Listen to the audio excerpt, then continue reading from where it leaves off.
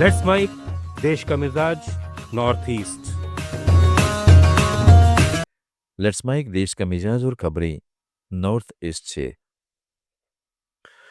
असम कांग्रेस अध्यक्ष गौरव गोगोई ने आज मुख्यमंत्री हेमंत बिस्व शर्मा और all India United democratic front के प्रमुख बदरुद्दीन अजमल को एक ही सिक्के के दो पहलू बताया है।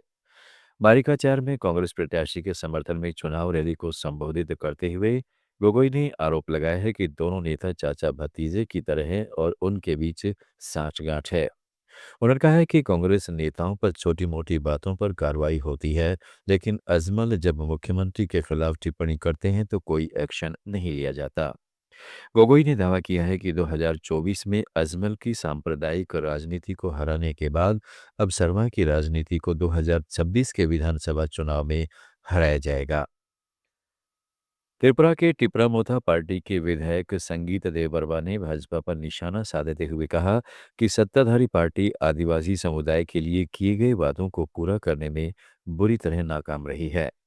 दक्षिण त्रिपुरा में Tripura tribal areas autonomous district council चुनाव के लिए प्रचार करते हुए उन्होंने दावा किया है कि राज्य भर में आदिवासी लोगों में भाजपा के प्रति नाराजगी बढ़ रही है और कई लोग अब टिपरा मोथा की ओर लौट रहे हैं। रंजीत देववर्मा ने कहा है कि काउंसिल को पीने का पानी, सड़क और बिजली जैसी बुनियादी अधिकार नहीं दिए गए हैं, जिससे आदिवासी क्षेत्रों का विकास प्रभावित हो रहा है। मिजोरम में विपक्षी मिजो नेशनल फ्रंट ने आइजोल म्यूनिसिपल कॉरपोरेशन चुनाव के लिए अपना घोषणा पत्र जारी कर दिया है। कार्यक्रम में फ्रंट विधायक आर लाल थांग लियाना ने कहा है कि उनकी पार्टी सभी 19 सीटों पर मजबूत उम्मीदवार उतार रही है और पिछले कार्यकाल में किए गए विकास कार्यों के आधार पर जीत हासिल करेगी। उन्होंने सत्तारूढ़ जोराम पीपल मूवमेंट पर आरोप लगाया कि उसने चुनाव टालकर अपनी तैयारियों की कमी छिपाई और शहर में सड़क मरम्मत का कार्य सिर्फ दिखावा है। अब तक 28 महिलाओं सहित 68 प्रत्याशी नामांकन दाखिल कर चुके हैं। मतदान 21 अप्रैल को होगा और वोटों की गिनती 27 अप्रैल को होगी। सिक्किम में नगरपालिका चुनाव के लिए भाजपा ने 6 उम्मीदवार उतारे हैं। सोमवार को नामांकन की आखिरी तारीख पर पार्टी के सभी 6 उम्मीदवारों ने अपना नामांकन दाखिल किया।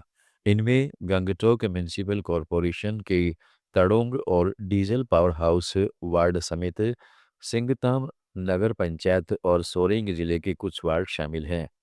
दूसरी ओर मुख्य विपक्षी दल सिक्किम डेमोक्रेटिक फ्रंट और सिटीजन एक्शन पार्टी ने चुनाव का बहिष्कार करने का फैसला किया है। उन्होंने सीट आरक्षण और चुनावी प्रक्रिया को लेकर सत्तारूढ़ एसकेएम सरकार पर पक्षपात का आरोप लगाया है। नामांकन की प्रक्रिया पूरी हो चुकी है। 1 अप्रैल को नामांकन पत्रों की जांच होगी और 24 अप्रैल को मतदान होगा। केंद्र ने मेघालय में व्यावसायिक एलपीजी की आपूर्ति बढ़ाकर पहले से स्तर की 70% कर दी है, जिससे राज्य में पहले चली आ रही कमी की समस्या में राहत मिली है। खाद्य नागरिक आपूर्ति और उपभोक्ता मामलों के मंत्री कमिंगवन यबोन ने शिलांग में जारी बयान में बताया कि घरेलू एलपीजी की आपूर्ति पहले से ही बिना बाधा जारी है। अधिकारियों के अनुसार मार्च 11 को मध्य पूर्व की स्थिति के कारण आयात प्रभावित होने से व्यावसायिक एलपीजी को 20% तक सीमित कर दिया गया था, जिससे होटल, ढाबा और रेस्तरां प्रभावित हुए।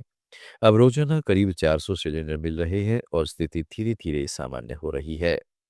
अरुणाचल प्रदेश में ईटानगर के डेरा नाटुंग गवर्नमेंट कॉलेज ने हालिया छात्र संगठन चुनाव के दौरान भड़की हिंसा और अव्यवस्था के बीच कॉलेज प्रशासन ने हालात को गंभीर बताते हुए सुरक्षा व्यवस्था मजबूत करने की मांग की है।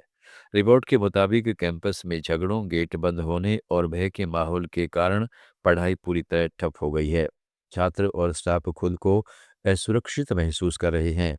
प्रशासन का कहना है कि पहले भी ऐसे आयोजनों से शैक्षणिक वातावरण प्रभावित हुआ है, इसलिए भविष्य में इस तरह के कार्यक्रमों को कैंपस से बाहर करने और तत्काल अतिरिक्त सुरक्षा बल तैनात करने की जरूरत है, ताकि स्थिति सामान्य हो सके और छात्रों की सुरक्षा सुनिश्चित की जा सके। नागालैंड में दीमापुर के ग्रीनवुड स्कूल के 115 छात्र छात्राओं और 4 शिक्षकों ने नागालैंड यूनिवर्सिटी के मेदिनीफेमा कैंपस में स्कूल ऑफ एग्रीकल्चरल साइंसेज का शैक्षिक दौरा किया। देश का मिजाज में फिलहाल इतना ही। जुड़े रहिएगा लेट्स माइक के साथ।